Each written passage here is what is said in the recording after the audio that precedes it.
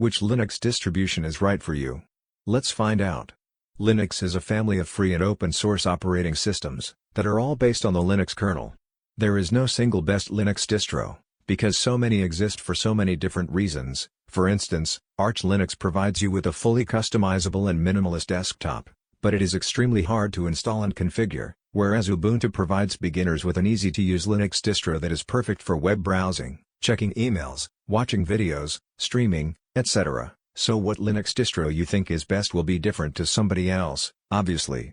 If you are a beginner thinking of moving away from Windows or Mac OS, my recommendation to you would be Linux Mint, especially for Windows users, as Linux Mint offers a beginner-friendly desktop environment. It is very easy to install, configure, and use. Mint comes in 3 editions, 2 of which are for older hardware or less powerful hardware, and Mint tries to keep things as simple and convenient for you as possible. So this has to be my personal favorite Linux distribution, and by far the one I recommend the most, simply because Linux Mint is a well-known beginner-friendly distro, and lots of people who switch from Windows often go to Linux Mint because it offers them a familiar look and feel. But it's not just the look and feel, it's also how well the distro runs, and Mint performs really well, even on older hardware, therefore making it a perfect candidate for revival of older hardware.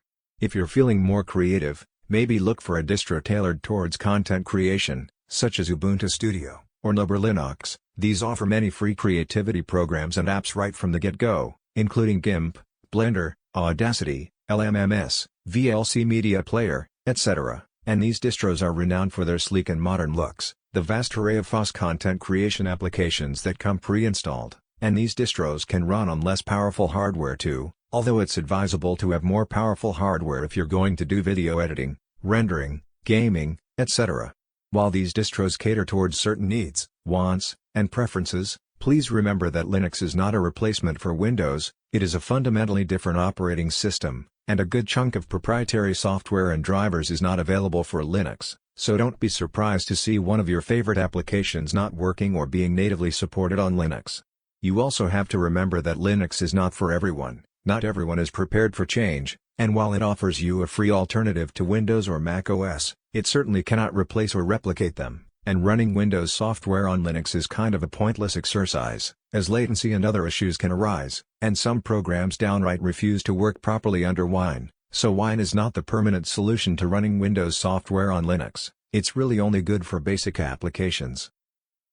Which Linux distro is right for you really is determined by your needs, wants, and preferences, and if you decide to make the jump, please do some research before you even think about migrating to Linux. You have to learn what's involved, and you may have to ditch some proprietary applications in favor of FOSS ones, and if that's too much for you, then don't bother switching to Linux. It's that simple.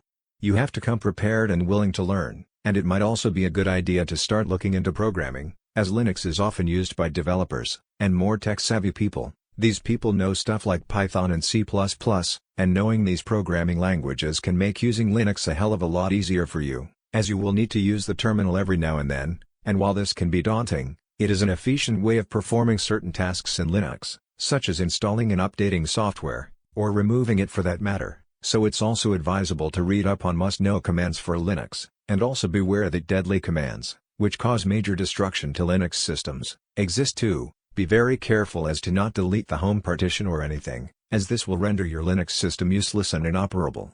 While Windows 11 continues to stagnate and decline in market share, we are seeing more people wanting to make the switch to Linux, maybe because they cannot afford the new and appropriate hardware for Windows 11, which as we all know is extremely restrictive when it comes to the minimum hardware requirements, whereas most easy-to-use and lightweight Linux distros can run on something as old as 15 years old. Maybe even older. This all depends on the minimum hardware requirements for your specific distro of choice. The lighter ones usually are better for older and less powerful hardware.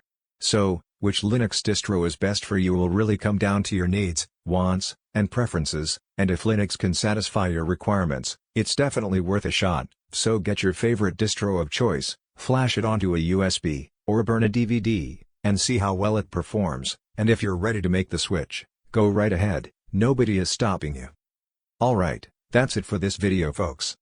Please remember to like, share, comment, and subscribe. See you next video. Bye for now.